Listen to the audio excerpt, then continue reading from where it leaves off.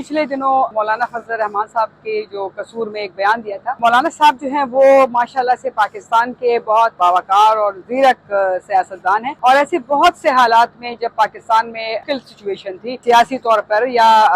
और ऐसे हालात जो बहुत गंभीर थे, मौलाना ने बहुत पॉजिटिव किरदार अदा किया है। इस वक्त ये बयान देना मौलाना की तरफ से कि फौज के नौजवान तनख्वाह लेते हैं और अगर वो बॉर्डर पे खड़े हैं, इससे बहुत ज्यादा दिल आजारी हुई है। मौलाना साहब से हमारी ये तवक्को नहीं थी कि उनकी तरफ से इस तरह का बयान आएगा, क्योंकि हमारे फौजी जवान या पुलिस के नौजवान जो हैं वो जिन हालात में वहाँ पे अपनी ड्यूटीज देते हैं, वो हमारी और आपकी सिक्योरिटी के लिए हर जगह पहुँचते हैं, वहाँ पे अपनी ड्यूटी सर अंजाम देते हैं, फिर उसके बदले में अगर उनको इस तरह के तनख्वाह के हिसाब से उसकी शहादत को मुआवजा किया जाए तो ये बहुत ही गैर मुनासिब सी बात थी। और मौलाना जैसे ज़ीरक सियासतदान से के साथ ये बहुत ही मतलब ये अच्छा नहीं लगा आवाम को, इससे उनकी दिल आज़ारी हुई है। मौलाना साहब को चाहिए कि वो इस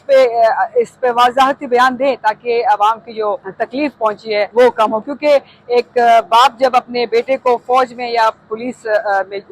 भर्ती करवाता है तो उसको उसकी हरगिज़ ये ख्वाहिश नहीं होती कि वो वहाँ पे शहादत करे। इन नौजवानों को तो हमें चाहिए अप्रिशिएट करें, इनको हम दाद दें कि भाई ये ऐसे सख्त हालात में, इन नामसाइद हालात में ये हमारी सिक्योरिटी के लिए वहाँ पे मौजूद हैं और शहादतें दे रहे हैं। सियासत है, सियासत में तो इस तरह की बातें आती रहती हैं, किसी पे पाबंदी भी नहीं है, कोई कुछ कह सकता है, लेकिन इस वक्त मुल्क के जो हालात हैं आप देख सकते हैं कि दहशतगर्द कार्रवाइयों में दिन ब दिन इजाफा होता जा रहा है। आपने देखा बलूचिस्तान में पिछले दिनों इतना नुकसान हुआ, हमारे आम आवाम की भी शहादतें हुई, हमारे फौजी जवानों की भी शहादतें हुई। इसी तरह आपने देखा धीर में,